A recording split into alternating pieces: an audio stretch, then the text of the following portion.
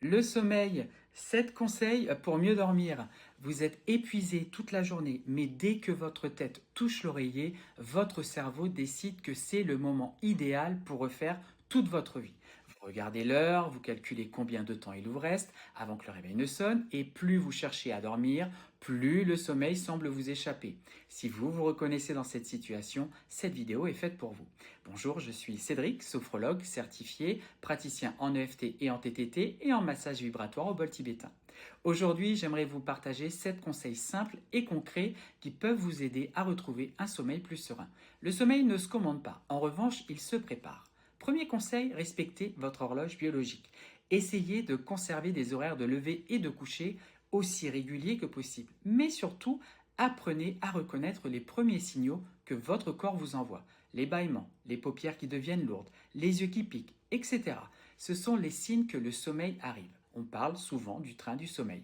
Imaginez qu'un train entre en gare. Lorsque vous ressentez ces premiers signes de fatigue, c'est comme si les portes du train s'ouvraient devant vous.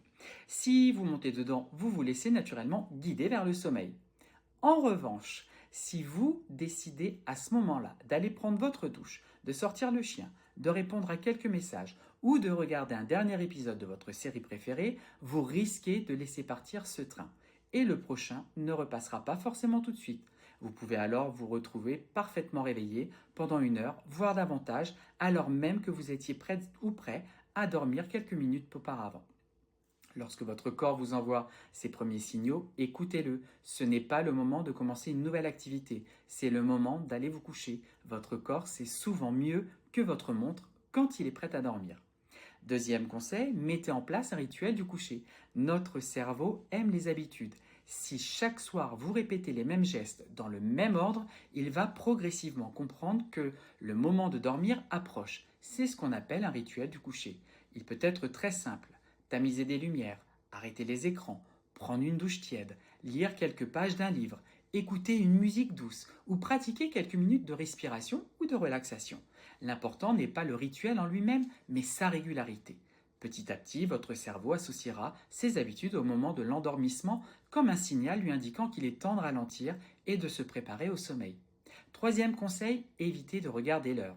Chaque fois que vous regardez votre réveil la nuit, vous agitez une dose de stress. Votre cerveau commence alors à faire des calculs. Il ne me reste plus que 3 heures, plus que 2 heures, je vais être épuisé demain. Et cette pression rend l'endormissement encore plus difficile.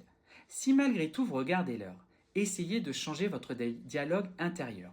Au lieu de penser il ne me reste plus que 2 heures à dormir, dites-vous plutôt j'ai encore 2 heures pour me reposer. Cela peut paraître anodin, mais votre cerveau ne reçoit pas le même message. Dans un cas, il entend une urgence, dans l'autre, il comprend qu'il reste encore du temps pour récupérer. Quatrième conseil, utilisez votre respiration pour apaiser votre corps. Lorsque les pensées s'emballent, la respiration devient souvent plus rapide et plus superficielle. Pourtant, la respiration est l'un des outils les plus simples que nous ayons pour retrouver le calme. Commencez par une respiration abdominale. Posez une main sur votre ventre, inspirez doucement par le nez en laissant votre ventre se gonfler, puis expirez lentement en laissant votre ventre redescendre. En quelques respirations, votre organisme reçoit un message d'apaisement et votre niveau de tension commence à diminuer. Vous pouvez également essayer la méthode 4-7-8. Inspirez par le nez pendant 4 secondes, retenez votre respiration pendant 7 secondes, puis expirez lentement par la bouche pendant 8 secondes. Répétez ces cycles plusieurs fois. Il est fort probable que vous vous endormiez avant même d'avoir terminé. Et si ce n'est pas le cas, vous aurez malgré tout aidé votre corps et votre esprit à retrouver un état de calme beaucoup plus favorable à l'endormissement.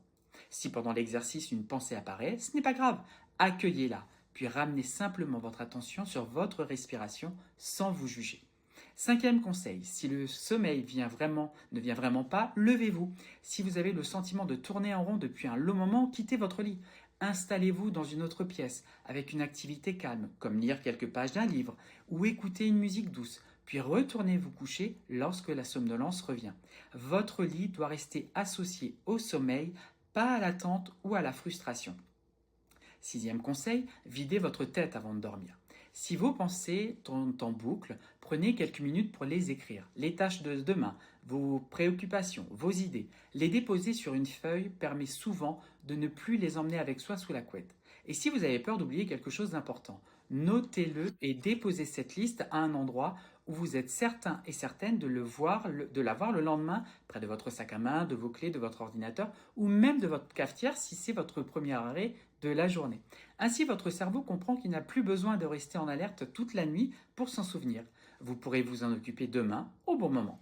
Septième conseil, ne cherchez pas à faire une nuit parfaite. Une mauvaise nuit arrive à tout le monde. Bien souvent, c'est la peur de ne pas dormir qui entretient les difficultés. Plus on cherche à s'endormir à tout prix, plus on met son cerveau sous pression. Le sommeil n'est pas une performance. Le sommeil se construit au quotidien grâce à de petites habitudes simples et régulières. La sophrologie peut vous aider à relâcher les tensions, calmer le mental et retrouver une relation plus sereine avec le sommeil. Et bien sûr, si vos troubles du sommeil persistent ou ont un impact important sur votre quotidien, n'hésitez pas à en parler à votre médecin afin d'en chercher les causes. Dormir, ce n'est pas réussir quelque chose, c'est permettre à son corps et à son esprit de retrouver naturellement leur équilibre. J'espère que ces conseils vous seront utiles. Dites-moi en commentaire lequel vous allez essayer dès ce soir ou partagez votre propre astuce si elle vous aide à mieux dormir. Et si vous ressentez le besoin d'être accompagné, je vous reçois à Valoris, à Montsartou, en visio ou à domicile. Vous pouvez prendre rendez-vous directement sur Itiaki ou me contacter en privé. Si cette vidéo vous a été utile, pensez à la partager à une personne qui dort mal. Elle pourrait faire le premier pas vers des nuits plus sereines. À très bientôt!